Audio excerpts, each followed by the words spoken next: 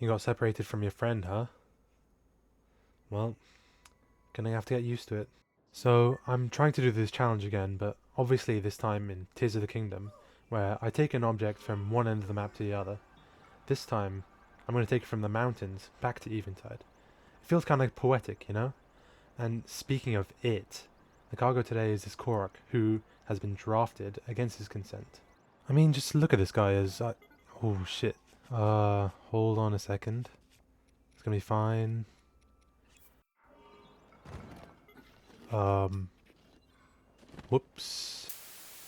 Now with Tears of the Kingdom, the challenge seems to be way more trivialized and simple than Breath of the Wild. I mean, look how easily I can transport this Korok anywhere I want. So instead, I had the idea, why not just ban the airbag from the challenge, and see if I can come up with a build that can more easily transport him. Okay, here we are, and... oh, no, no, no, no, no, no, no. Oh. Okay, this Korok does not have a strong will to live. So, with my airbag disposed of and my Korok in hand, I began scaling the mountain. As you can see, Ultrahan has this weird quirk that lets you pretty easily walk up steep slopes without slipping, but only if you're holding something. I'm not exactly sure why this happens, but who knows if I would have been able to even start this. Even if you do drop something, you also have recoil at your disposal, which very handily rewinds an object's path straight to you. Man, if I only had these during the great Eventide pilgrimage, huh? It took some weird traversal across barely walkable slopes and some shenanigans with recoil and Ultrahand, but I eventually made it around the mountain. No! Okay. You fell in the butt crack. We're all good. And so, here I was, touching the mainland. Once again, I now had the whole of the rest of Hyrule ahead of me. I was excited to try and construct a vehicle that wasn't an airbike for once, but first, I needed some parts. Stay here, Korok. Gonna hunt us some meat for the winter. After making it down the Hill of Treachery, I faced an old enemy, the Cliff of Doom.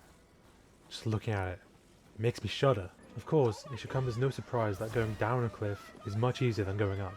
And now, dear viewer, I present the Mark 1 all-terrain traversal vehicle. We're still working on the all-terrain part, but it is a vehicle, and it does move. That's something, I guess. Ah, well, it is only the Mark 1. Lots of room for improvement, I suppose. As it turns out, the Mark 1 all-terrain traversal vehicle didn't quite have the structural integrity I was hoping for. I was only left with a mast and a single log, which, big surprise, doesn't make a great vehicle.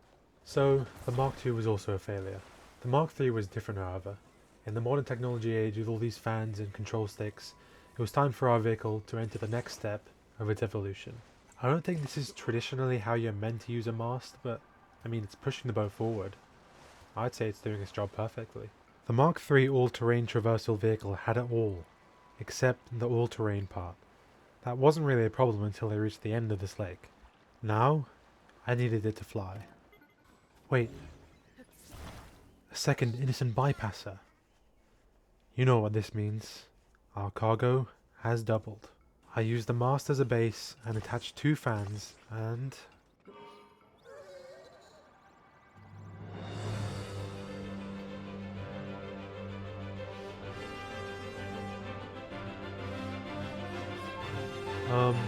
okay,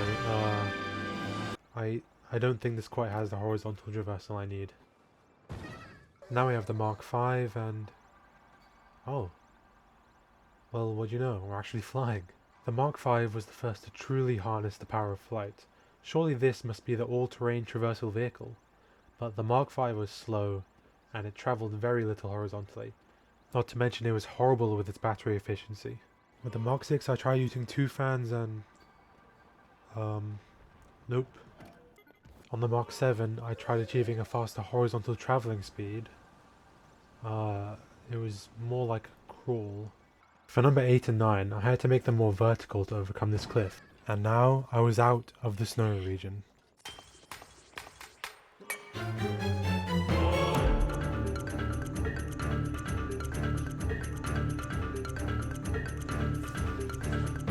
No, I don't want to talk to you.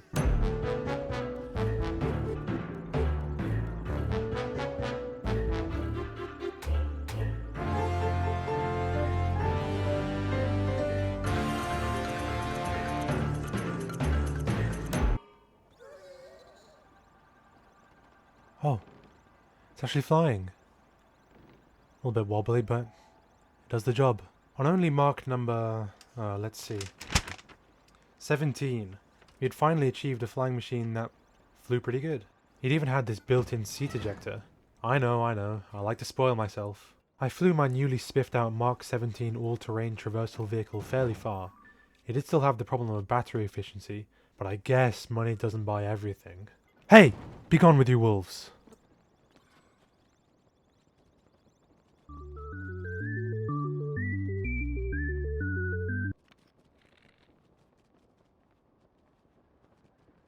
Fuck! And after riding a bit longer on the Mark 17, I finally decided to stop using a fricking boat mast as a flying machine.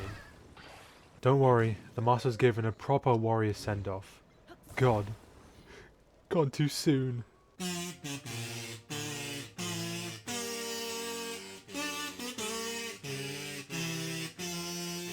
But who cares about that? Check out the Mark 18 all-terrain traversal vehicle. Hell yeah! Okay, this one sucks ass. Okay, the Mark 19 all-terrain, whatever. Yeehaw. Flying over this bridge felt somewhat precarious, but I wasn't too concerned. Who knew a boat mast was actually the best thing to use for a flying machine? Before I had any time to linger on it though, I spotted something. A third innocent bypasser. You know what this means. Our cargo... No, it hasn't tripled. It's been multiplied by 1.5. This third Korok revealed to be the next step of our automation. The cart. I spent an unreasonable amount of time trying to make the cart fly, but this clearly wasn't meant for those kind of ambitions. I eventually just cut my losses and made it into a driving vehicle, because I figured we pretty much didn't need to fly for the rest of the journey. I experimented with different fan orientations, but it turns out that the art of car making isn't quite as delicate as the art of flying machines, because it literally didn't matter which way I placed them. At least the battery efficiency is top notch now. I rode the Mark 26 for a pretty good distance, and I learned a few things about it, such as it really struggles with upward slopes, but it goes really fast down. Holy shit! Yeah, it goes pretty fast down slopes. Hey Link. I was just wondering, when can I see my friend again? Yeah, me too. I don't think this is the right way to... Oh, you sweet summer child. Now I'll be completely honest, this next part consists of me trying to attach a fucking chariot to my car over and over to absolutely no avail for like 20 minutes. For reference, this is like a sixth of the entire recording session, and it absolutely did not work no matter how many times I tried. And watching the whole thing back, I really don't know why I was so dead set on doing this. Regardless, I eventually came to my senses and continued my road trip with the Mark 31. What the fuck? Before an existential crisis about what I was doing with my life could take place, I was face to face with my next obstacle. The Bridge of Hylia is my direct passage to the other side of the map, but it's guarded by Flame Gleok, which is able to vaporize vehicles out of existence. So try and guess what my solution was. No, really, go on. Guess. I went around. I mean, did you come here expecting some sort of smart solution? Hell no. The Mark 31 easily proved its prowess by seamlessly transforming from a boat into a land vehicle, and the Gleok could do nothing but watch from his bridge. Being careful not to be swallowed into the cavernous depths of the lake, I arrived back onto some land and continued my journey. Oh, a mast! In honor of the humble beginnings of the all-terrain traversal vehicle, I shall stick thee onto my vehicle. Immediately, the issues of this aesthetic decision made themselves apparent. You see, a mast moves in the direction of wind, and sticking such a device on my vehicle ends up, well, you can guess. But I mustn't give up on it, I thought. I was nearing the end. I had to do it, and with the boat mast, no matter what. I had to do it for him. Going through the forest, the graphical capability of the Nintendo Switch was on full display. I think watching a PowerPoint presentation might actually be faster than this. And... wow. I'll be honest, I'm editing this a while after recording, and I did not expect to abandon the boat mast that quickly. Man, it really is a heartless world out there. I'm ashamed for myself. Like the psychopath I was, I killed this defenseless civilian and stole his treasured family pine cone to stick on my sword. This is no ordinary sword. It contains the soul of an innocent man who died from aggravated assault. You know your vehicle sucks when it fails to drive onto a bridge that is quite literally a straight line. No. We need to stay positive. This is a good vehicle. And we're stuck on a hill. Bridge number 2. Let's see if we can hit this one. Not quite. The road through the forest may have been bumpy, but we were finally laying eyes on the ocean. And what a sight it was. All that really lay ahead of us was a drive along the coast and then the trip through the sea. And we have our fourth and final passenger, ready to complete the great Eventide pilgrimage once and for all. Oh, look at that. Man, this game's got to have one of the best sunrises in all of gaming.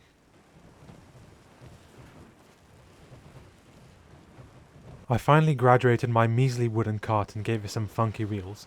We were now the second best looking thing on this beach, apart from the sunrise. Damn, dude. Nice whip. Monster truck wheels?